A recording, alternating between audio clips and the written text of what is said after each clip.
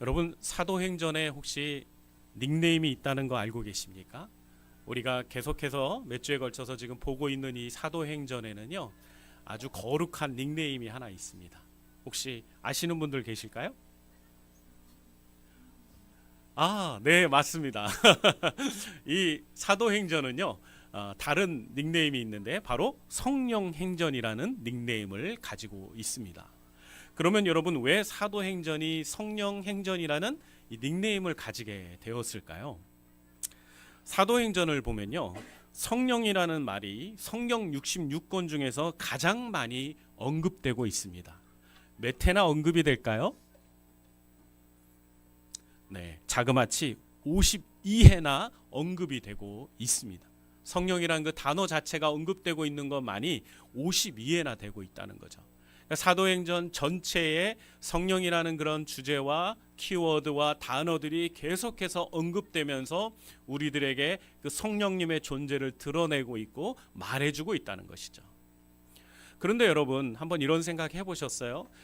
사도행전의 결론이 성령행전이라면 어떻게 보면 서론, 본론, 결론에 이르러서 이 성령이라는 부분들이 강조되어야 할 텐데 오늘 성령의 그 단어가 그리고 성령의 임하심의 이 사건이 사도행전 바로 앞부분부터 나온다는 것입니다. 보통은 결론적인 이야기로 그 주제가 되는 걸 다뤄야 되는데 오늘 사도행전을 보면 이 성령이 그만큼 중요한데도 불구하고 이것이 뒷부분의 결론으로 언급되는 것이 아니라 앞부분에 언급되고 있다는 겁니다. 오늘 우리가 읽은 본문을 보면 오순절에 성령이 임하신 사건이 기록되어 있습니다. 우리가 잘 알다시피 예수님께서는 우리들에게 말씀하셨죠. 우리 사도행전 우리 한번 1장 말씀을 한번 볼까요? 우리 한번 같이 한번 읽어봅시다. 시작. 오직 성령이 너희에게 임하시면 너희가 권능을 받고 예루살렘과 온 유대와 사마리아와 땅끝까지 이르러 내 증인이 되리라 하시니라. 아멘. 우리 예수님께서는 우리 제자들에게 분명하게 말씀하셨어요. 오직 성령이 임하시면, 오직 성령이 너희들에게 임하실 때 너희가 권능을 받고 예루살렘과 모든 곳을 이르러 증인이 될 것이다라고 말씀하셨습니다. 그리고 그 성령이 오기까지 너희들은 기다리라라고 말씀하셨고 제자들은 그 말씀 그대로 순종해서 그들이 마가의 다락방에 모여서 기다리고 있었습니다. 그리고는 마침내 이 오순절날 누가 오신 거예요? 성령님이 임재하게 되신 것입니다. 여러분 오순절이 어떤 날인지 혹시 알고 계십니까? 오순절은요 구약의 3대 절기 중 하나입니다. 이스라엘 백성에게 있어서 매우 중요한 날이에요. 혹시 이스라엘의 절기가 어떤 게 있는지 여러분 한번 기억하시나요? 몇 가지 정도가 절기가 있을까요? 네, 우리 한번 화면을 보겠습니다. 네, 딱 보니까 몇 가지 정도로 나와 있죠? 7가지 정도가 나와 있어요. 첫 번째가 제일 중요한 뭐죠? 유월절입니다. 네, 그리고 그 다음이 뭐죠? 네, 무교절, 그리고 초실절, 그리고 오순절, 나팔절, 대속죄일, 장막절이라고 하는 이런 구약의 이스라엘의 귀한 절기들이 있습니다. 이 절기들 가운데 오늘 본문에 언급되고 있는 오순절은요 매우 중요한 절기입니다. 왜 그러냐면 이 오순절은요 이스라엘 백성들이 하나님으로부터 율법을 받은 날을 기념하는 날이기 때문이에요. 이스라엘 백성들이 유월절을 보내고 나서 7주야가 지난 다음에 그들이 시내산에 도착해서 모세가 하나님의 말씀을 받으러 올라가게 됩니다. 그리고 그곳에서 그들이 하나님의 말씀을 받게 되죠. 그 날을 기념하는 게 바로 이 오순절이에요. 근데 여러분 아시겠지만 구약의 이스라엘 백성들은 무엇을 가장 중요하게 여기죠? 율법을 가장 중요하게 여겨요. 하나님의 말씀이 모세오경 율법을 가장 중요하게 여깁니다. 근데 그 날을 받은 날이에요. 그러니 얼마나 이스라엘 백성들에게 이 오순절 날이 매우 중요하고 역사적인 의미를 가지고 있는지 잘 아실 거예요. 그런데 이날 오늘 성령님이 임재하셨어요. 뭔가 심상치 않다는 걸 아시겠죠? 하나님이 다른 날도 아니고 이 오순절에 성령을 우리 제자들에게 기름 부으신 것은 너무나 놀라운 의미가 있는 거예요. 어떤 의미가 있을까요? 이제 새로운 역사가 새로운 전환점이 시작됐다는 것을 하나님께서 증거하고 계시는 거죠. 지금까지는 하나님의 율법이 이스라엘 백성들을 인도해 왔다면 이제는 새로운 성령의 시대가, 이제는 예수 그리스도의 그 영이신 성령의 시대가 이제 이스라엘 백성들 전체를 이끌어갈 거라는 것을 이야기해주고 있는 의미가 바로 이 오순절에 성령이 임하신 사건으로 나타나고 있는 것입니다. 그래서 우리는 이 오순절의 성령의 임하심의 사건을 그냥 그런가 보다 하고 넘어갈 수가 없어요. 우리는 신약의 성도들이잖아요. 이제 예수 그리스도를 믿고 예수님이 참 구주와 주님이라는 걸 믿고 있는 우리들이기 때문에 우리는 이 오순절의 날을 우리는 의미 있게 여기면서, 특별히 이 성령의 강림의 사건을 의미 있게 여기면서 우리 역시 이 성령으로 충만해지고 그리고 성령을 사모하는 인생들이 되어야 한다는 걸 우리는 오늘 교훈받을 수 있게 되는 겁니다. 특별히 예수님께서는 오늘 이 날을 통하여 놀라운 기적을 베푸셨죠. 어떤 기적을 베푸셨습니까? 하나님 앞에서 기도하고 있던 그 제자들에게 성령의 충만함을 허락하시고 그들을 통하여서 입술로 증거하게 하셨어요. 하나님의 크신 일을 증거하게 하셨습니다. 근데 어떻게 증거하셨나요? 그냥 말인데 그 말이 아니라 다양한 나라의 민족의 언어로 하나님의 위대한 일들을 증거하게 해주신 것입니다. 여러분, 그러면 왜 하나님께서 그러한 일들을 이루셨을까요? 그것은 하나님께서 성령을 이 땅 가운데 보내신 목적과 결부되어 있는 것입니다. 하나님께서 이 땅 가운데 성령을 보내시는 그 이유가 무엇입니까? 어떤 사람도 이렇게 얘기합니다. 하나님이 성령을 보내시는 이유는 제자들의 부족함을 채우기 위해서다. 제자들을 더 능력으로 충만하게 만들기 위해서다라고 이야기합니다. 그 말이 틀린 말은 아니죠. 그러나 성령이 이 땅 가운데 임하셨을 때 제자들을 통해서 하나님이 하신 일을 보면 정말 하나님께서 이 땅에 성령을 허락하신 이유를 우리는 알게 되는 겁니다. 우리 하나님께서, 우리 주님께서 그토록 희망하고 바라는 것이 무엇일까요? 성령님을 통하여 성령의 충만함을 입은 제자들을 통하여 이 땅 가운데 어떠한 일들이 일어나기를 원하고 계시는 겁니까? 바로 모든 민족에게 복음이 전파되기를 원하는 것입니다. 우리 주님께서도 오직 성령이 임하시면 너희들이 증인이 되리라, 모든 족속에게 증인이 되리라라고 말씀하셨잖아요. 하나님께서 우리 예수 그리스도의 간청에 그런 부탁을 받으셔서 우리 인간들을 위해서 성령 하나님을 이 땅 가운데 보내주신 것은 가장 중요한 목적은 다른 게 아니라는 거예요. 바로 그 성령의 충만함을 입은 우리 성도들을 통하여 이 놀라운 하나님의 일들이 증거되고 선포되고 말해지기를 원했던 것입니다. 우리는 이 말씀을 보면서 우리가 무엇을 더 의미 있게 생각해야 되고 무엇을 더 중요하게 생각해야 되는지를 우리는 기억하게 됩니다. 우리는 사실 성령의 놀라운 사건을 믿고 있고 성령의 충만함을 기대하고 있습니다. 그래서 우리도 성령 충만함을 받고 싶어 하죠. 그런데 우리가 그런 것들을 사모하는 가장 큰 이유는 무엇일까요? 아마도 많은 사람들이 그 성령 충만함의 능력을 통하여서 우리가 기적을 행하고 우리가 전혀 예상하지 못했던 삶의 많은 문제들이 해결되는 걸 기대하기 때문일 거예요. 우리가 성령님의 오심의 그 분명한 하나님의 목적과 예수 그리스도의 목적이 있지만 우리가 원하는 것은 그것과 조금 다른 부분들이 있다는 것을 우리 스스로가 인정해야 된다는 거죠. 그리고 우리가 회개해야 합니다. 그리고 다시 한번 우리가 우리 삶에 무엇을 진정으로 원하는지를 하나님 앞에서 질문해 봐야 돼요. 여러분, 우리가 이 땅을 살아가는 이유와 목적이 무엇입니까? 우리가 더 좋은 집, 더 편한 생활, 더 세상에서 성공하기 위해서 우리가 살아가는 걸까요? 아니면 우리 주님이 이 땅 가운데 오셔서 하셨던 일들을 계승하고 주님이 우리를 통해서 부탁하신 일들을 우리가 계속해서 그 일들을 감당하기 위해서 우리가 존재하고 있을까요? 물론 우리 주님이 우리의 행복에 무관심하다는 건 아닙니다. 우리 주님이 우리가 행복하게 살고 즐겁게 살고 잘 사는 것에 우리 주님이 그걸 반대한다는 건 아니에요. 주님이 그걸 원하세요. 주님도 그걸 바라십니다. 하나님의 자녀들이 잘 되는 걸 바라는 걸 하나님 아버지가 왜 원치 않으시겠어요? 하지만 그것보다 먼저가 있다는 거죠. 우선이 되는 게 있다는 거죠. 그런데 우리의 삶 속을 바라보면 우리가 그 성령 하나님을 사모하고 그런 충만함을 소원하는 우리의 마음의 중심을 들여다보면 뭔가 하나님과 어긋나는 부분들이 있다는 거예요. 하나님의 뜻과 내 뜻과 어긋나는 차이가 있다는 걸 우리가 발견할 수밖에 없다는 거죠. 저는 오늘 우리 이 슬라이드 화면을 빼주시겠습니까, 집사님? 네. 여러분, 우리가 오늘 정말로 이 성령의 놀라운 강림의 사건을 보면서 우리가 기억해야 되는 것이 있어요. 그건 다른 게 아닙니다. 여러분, 성령님이 우리에게 오신 이유는 우리가 우리에게 주어져 있는 그 본질적인 사명을 더 잘 감당하도록 하기 위한 하나님의 배려고 선물이라는 사실이에요. 그것을 우리가 잊어버리면 우리 삶에 많은 것들이 어그러지기 시작을 합니다. 헛된 것에 마음을 빼앗기게 되고 영원한 것보다는 그냥 잠시 잠깐의 유익과 쾌락을 줄 수 있는 것들에 우리의 마음이 빼앗길 수밖에 없다는 것입니다. 하나님 우리에게 그걸 원하지 않습니다. 하나님 우리에게 그런 것들 때문에 성령님을 보내주신 게 아니라고요.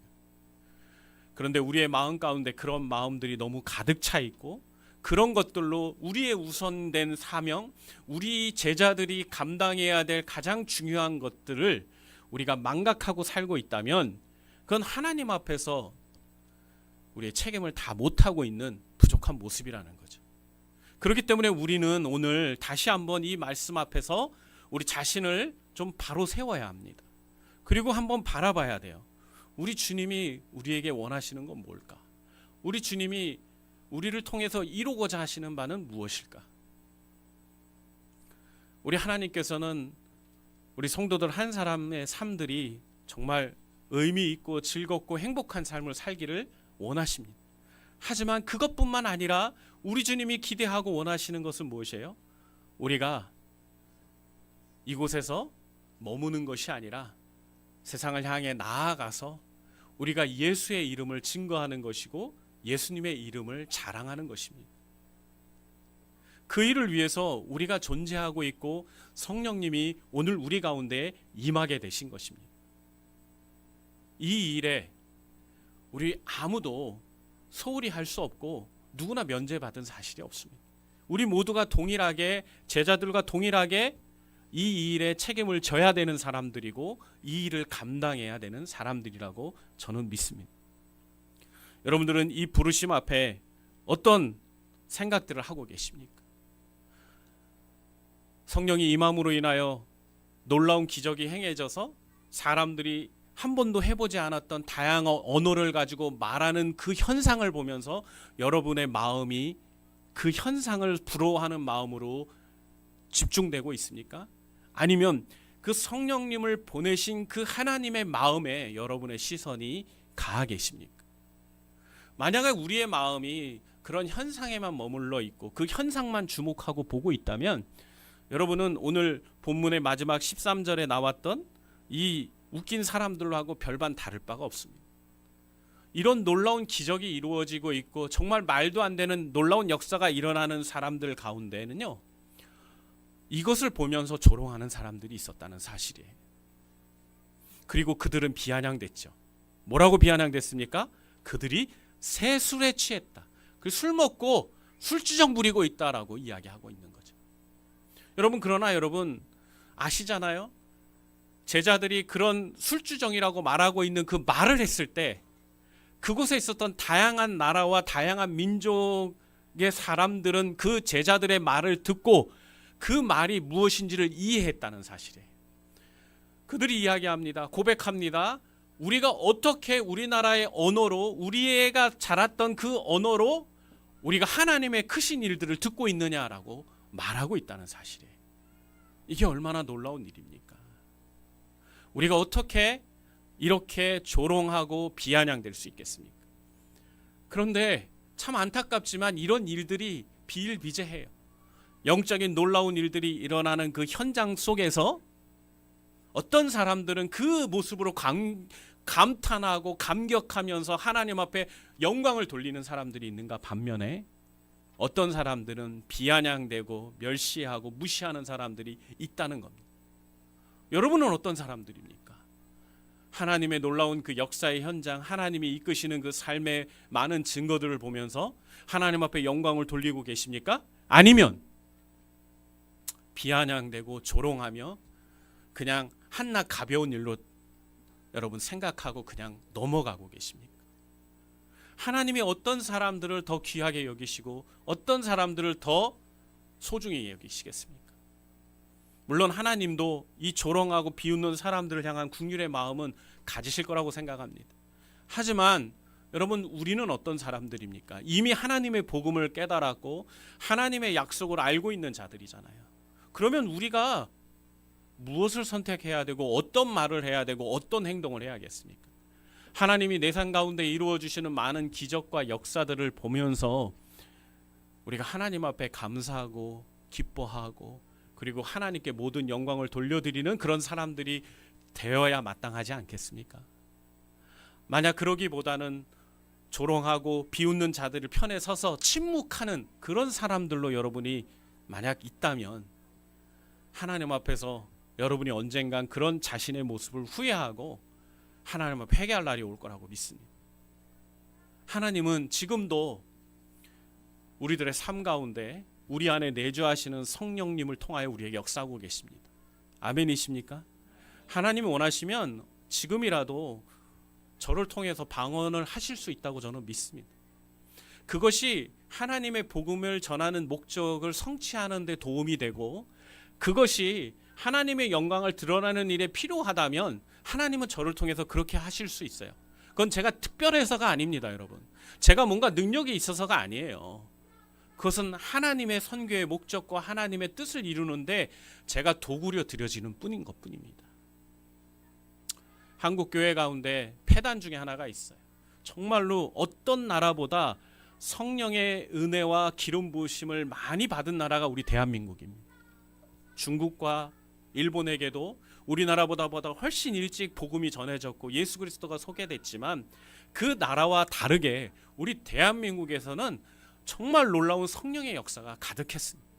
많은 사람들이 증거하고 증언하고 자랑하듯이 성령님께서 우리 대한민국 가운데 충만히 임하시고 충만케 우리를 축복하셨다는 사실을 누구나 인정하고 있습니다. 모든 세계 신학자들이나 목회자들을 동일하게 인정하는 부분. 그런데 이런 놀라운 은혜를 받은 우리가 우리의 마음 가운데 교만함들이 있는 걸 보게 됩니다. 하나님이 우리에게 성령의 은혜를 주시고 성령의 충만함을 허락하신 것은 우리가 더 이 사역 가운데 하나님이 원하시는 증인된 사명을 감당하도록 우리를 부르시기 위해서 주신 건데 마치 우리가 특별한 사람인 양 우리가 마치 특별한 존재인 것처럼 우리 자신을 자랑하는데 우리 자신을 과시하는데 이 하나님의 능력을 우리가 낭비하고 말았습니다. 그래서 지금 그 대가를 치르고 있고 많은 교회들이 후회하고 하나님 앞에 회개하면서 다시금 본질을 회복하고 하나님이 기뻐하시는 그런 교회 공동체의 모습을 되기 위해서 노력하고 있습니다. 그런데도 여전히 사실 우리 한국 교회 가운데 성령의 충만함을 힘입었다는 가장하에 그리고 그것을 가지고 자신의 특별함을 드러내려고 하는 개인적인 그런 야욕을 가지고 있는 많은 사람들을 보게 됩니다. 저는 여러분 그런 자들의 미혹에 여러분이 절대 빠지지 않았으면 좋겠습니다. 뭔가 성령의 능력으로 특별한 일을 행하는 그런 사람들을 만날 때 여러분이 거기에 혹하지 않았으면 좋겠습니다. 그 사람에게 혹해서는 안 돼요. 그 사람 가운데 내주하시는 그 성령님에게 여러분의 마음이 가야지. 그 사람이 능력을 발휘하고 특별한 능력을 발휘한다고 해서 그 사람을 여러분이 성령처럼 여기고 하나님처럼 대우해서는 절대 안 되는 것입니다. 그런데 이것을 많은 성도들이 몰라서 무지해서 사람들을 너무나 신격화하며 따라가고 있어요. 여러분 허경영이라고 알고 계시나요? 혹시 축지법 쓰시고 공중부양하신다는 분? 과거 몇 년 전까지만 해도 이분이 그런 주장을 하지 않았는데 최근에 다큐멘터리 보고 시사 고발 프로그램을 보니까 이분이 요새는 자기가 구세주고 예수님이라고 증거하고 다니시더라.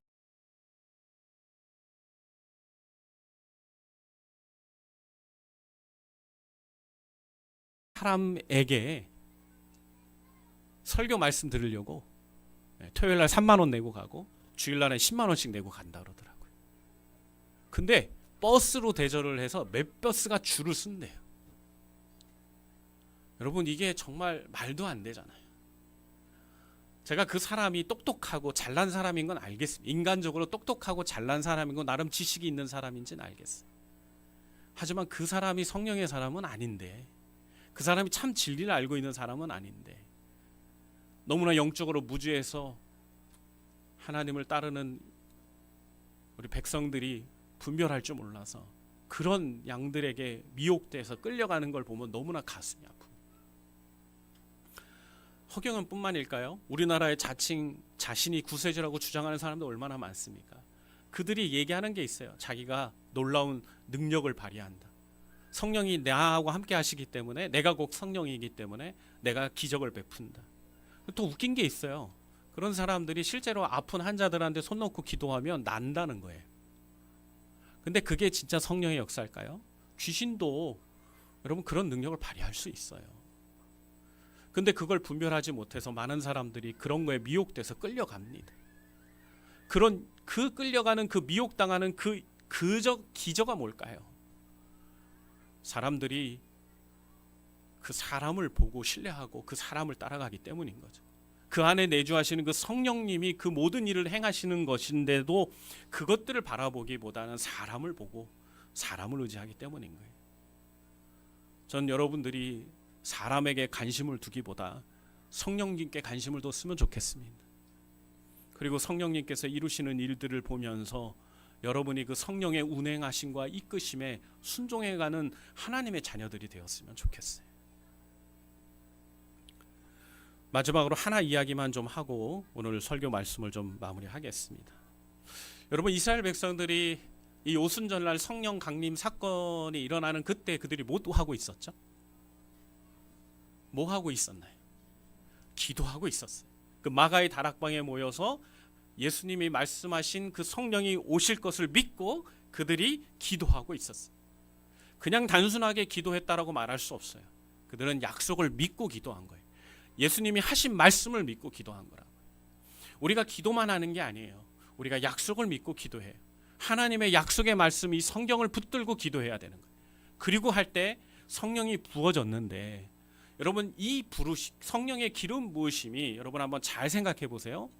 개인적인 부르심인 것 같나요? 공동체적인 기름 부으심인 것 같나요? 어느 한 사람에게 성령이 내린 게 아니에요.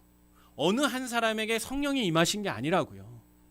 성령이 처음 임하실 때 우리 주님께서 약속하신 성령을 우리에게 부어주실 때 우리 주님께서는 우리의 개개인의 어떤 신앙의 연륜과 뭐 변화와 성장 이게 아니라 기도하는 공동체에 부어주셨다는 얘기예요. 많은 성도들이 이 점을 간과합니다. 여러분 하나님의 역사는 교회라는 공동체를 통해서 이루어지는 거예요. 한 사람이 아니에요. 하나님께서는 그렇게 일하시지 않으세요. 하나님은 교회라는 이 공동체를 세우시고 이 공동체를 통하여 하나님의 역사를 지금까지 이끌어 오신 거예요. 성경을 보세요. 성경에 나오는 수많은 이야기가 한 사람 개인에게 집중되어 있습니까? 아니면 교회가 어떠한 일들을 감당하고 그 교회들이 어떻게 사역을 해야 하는지를 이야기하고 있습니까? 우리의 관심이 우리가 하나님 앞에서 개인적인 하나님의 부르심을 받고 개인적인 하나님과의 관계의 그런 부분들로만 우리의 신앙이 단절되어져서는 안 돼요. 하나님은요, 교회 공동체 하나님이십니다. 우리의 하나님일 뿐만 아니라 하나님은 이 교회 전체 공동체를 통하여 역사하시고 움직이시는 하나님이시라는 거예요. 그래서 교회 공동체가 중요하고 교회 공동체에 속해 있어야 하는 거예요, 성도들이.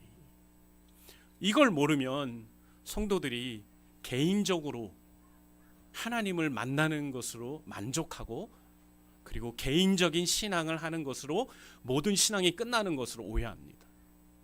근데 그렇지 않아요. 성령의 역사는 성령이 이 땅 가운데 임하시는 그 증거와 모든 것들은 하나님은 공동체를 통해서 이루신다는 거예요. 여러분 이걸 꼭 기억해야 합니다. 그리고 하나님 앞에서 우리의 교회 공동체 가운데 성령의 임재가 가득하도록, 성령의 충만함이 역사되어도록 우리가 늘 기도해야 되는 거예요. 나 개인의 신앙에도 성령의 임하심이 필요하지만 그것보다 더 많이 필요한 것이 바로 우리 교회 공동체 가운데 성령의 운행하심과 역사하심과 임재하심인 거예요. 여러분이 이거를 알고 하나님 앞에 기도해 보세요. 그러면 우리 교회 공동체가 살고요, 우리 가정이 살고 우리 개인이 삽니다. 여러분의 신앙이 아무리 좋아도, 여러분이 섬기는 교회 공동체가 하나님 기뻐하실 수 없는 그런 건강한 공동체가 아니면 여러분의 신앙은 결코 온전해질 수가 없어요. 하나님이 우리를 부르시고 우리를 교회로 묶으신 데는 이유가 있는 거예요. 특별히 기도하는 공동체로 하나님이 우리를 세우신 데는 이유가 있는 거라고요. 하나님이 우리의 가운데 역사하시고 운행하실 때 하나님은 기도하는 공동체를 찾으시고 그 공동체 가운데 기름 부으셔서 성령이 뜨겁게 역사하시도록 하시는 거예요.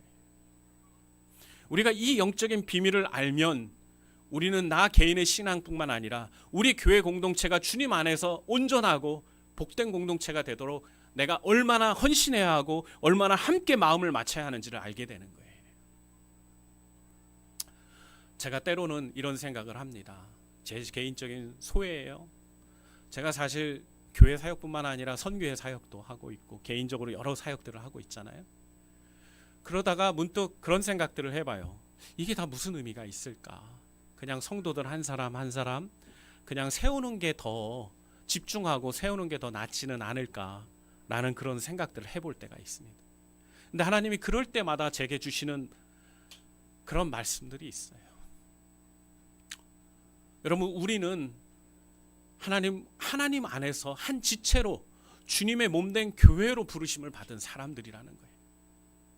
우리 개인이 하나님 앞에서 온전히 세워지는 것만큼 우리 공동체가 주님의 몸인 교회가 하나님 앞에 온전히 쓰고 온전히 그 역할을 감당하는 것이 얼마나 우리에게 유익이 되고 얼마나 중요한지 몰라요. 제가 그래서 우리 교회를 살리고 우리 친교회나 우리 한국교회나 목회자로서 이런 일들을 하는 것을 제가 지금까지 계속해서 하나님 한 분 보고 달려오고 있는 겁니다. 사랑하는 성도 여러분들, 여러분을 향한 저의 개인적인 관심과 사랑과 그리고 기도가 부족할 수도 있습니다. 하지만 그 부족한 부분 우리 성령님께서 채워주실 거라고 저는 믿고 있습니다. 그리고 그 부족함들을 채우기 위해서 하나님이 좋은 교육자들을 많이 우리 교회 가운데 허락해 주셨어요. 그리고 좋은 영적인 리더들을 준비하고 계세요. 저와 아내가 요새 얘기할 때마다 얼마나 행복한지 모릅니다. 정말 우리 교회 가운데 하나님이 좋은 영적인 평신도 사역자들을 순간중간 예비하시고 세워가셔요. 정말 저희들이 말하지 않아도 알아서 성도들을 챙기고 알아서 성도들의 피로들을 채워가는 그들의 모습들을 보면서 너무나 큰 감동을 받고 있습니다. 우리 교회가 좋은 교회입니다, 여러분. 제가 담임 목사라서 하는 얘기가 아니에요. 우리 지난주에 오셨던 이용 목사님도 우리 교육자들과 함께 식사하면서 교회가 너무 좋다고, 너무나 건강해 보이고 너무나 성경적인 복음적인 교회인 것 같다라고 그렇게 이야기하셨어요. 물론 어느 정도는 립 서비스일 겁니다. 그걸 제가 부정하는 게 아니에요. 그 정도는 했겠죠. 하지만 몇 번씩이나 그런 이야기를 그분이 하고 가셨어요. 그분이 단지 한 번 처음 오셔서 오전 오후 예배 드린 겁니다. 근데도 그분이 영적인 그런 부분들을 느끼신 거죠. 저는 그 이야기를 들으면서 참 하나님께 감사했습니다. 하나님께서 우리 교회를 그런 교회로 느껴질 수 있도록 허락하신 게 너무나 감사했어요. 근데 여러분, 그건요, 담임 목사인 제가 특별해서가 아니에요. 우리 성도들 한 사람 한 사람이 그러한 영적인 모습들을 보여줬기 때문에 느껴지는 거라고요. 저는 할 수만 있으면 우리 교회가 이런 좋은 모습들을 주님 오시기까지 잘 간직해 갈 수 있었으면 좋겠습니다. 우리가 서로를 위해서 기도해주고 정말 주님이 우리 땅 가운데 원하시는 게 무엇인지를 고민하면서, 하나님의 꿈이 무엇인지를 고민하면서 그 꿈을 이루어가는데 자신의 시간과 재능과 물질을 들이면서 함께 협력해가는 모습들을 여러분, 우리가 잃어버리지 말고 계속해서 한번 펼쳐갔으면 좋겠어요.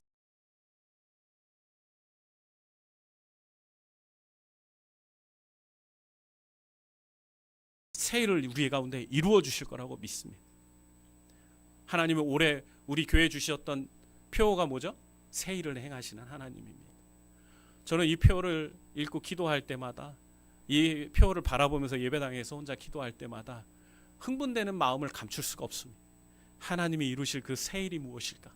하나님이 이루어가고 있는 그 새 일이 어떻게 우리 가운데, 우리 성도들의 삶 가운데, 우리 교회 공동체 가운데 이루어질까라는 그런 기대가 너무나 많이 생겨나고 있습니다. 그러한 일하심을 여러분도 함께 느끼고 갔으면 좋겠습니다. 그런 하나님의 그 기대감으로 여러분이 하루하루를 함께 저와 살아갔으면 좋겠습니다. 그러기 위해서 여러분, 우리의 혼자의 힘으로는 불가능하다는 거 우리가 인정합시다. 우리가 함께 해야 되고, 그리고 성령께서 도와주셔야 합니다. 우리 그리스도인의 삶의 모든 능력과 모든 문제를 해결하는 능력은 어디로부터 오냐?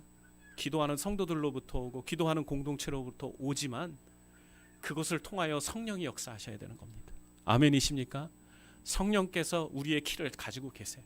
그래서 정말 우리가 사도행전에 다른 어떤 책들보다도 압도적으로 성령을 언급하고 성령을 이야기하고 그리고 성령을 드러내듯이 우리 교회가 앞으로의 사역 가운데 더 많은 성령을 이야기하고 성령님을 증거하고 성령을 드러내는 사역들을 우리가 감당할 수 있었으면 좋겠습니다. 성령은 지금도 살아 역사하시는 영이십니다. 그 영이 우리 공동체 가운데, 우리 개인 성도들의 각 삶 가운데 임하셔서 놀라운 새를 이루실 것을 우리가 믿음으로 기대하면서 우리 한 주간을 믿음으로 승리하는 우리 멋진 귀한 성도들 모두가 되길 주님의 이름으로 축복합니다. 아멘. 기도하겠습니다. 아버지 하나님, 감사합니다. 하나님께서 이 부족한 종을 이 단에 세우셔서 하나님의 귀한 말씀을 증거하게 하심을 감사합니다. 오순절 하나님, 그때 성령이 임함으로 놀라운 초대교회의 역사가 시작되었습니다. 많은 사람들이 이렇게 이야기합니다. 진정한 교회의 시작은 바로 이때로부터 시작되었다라고 말입니다.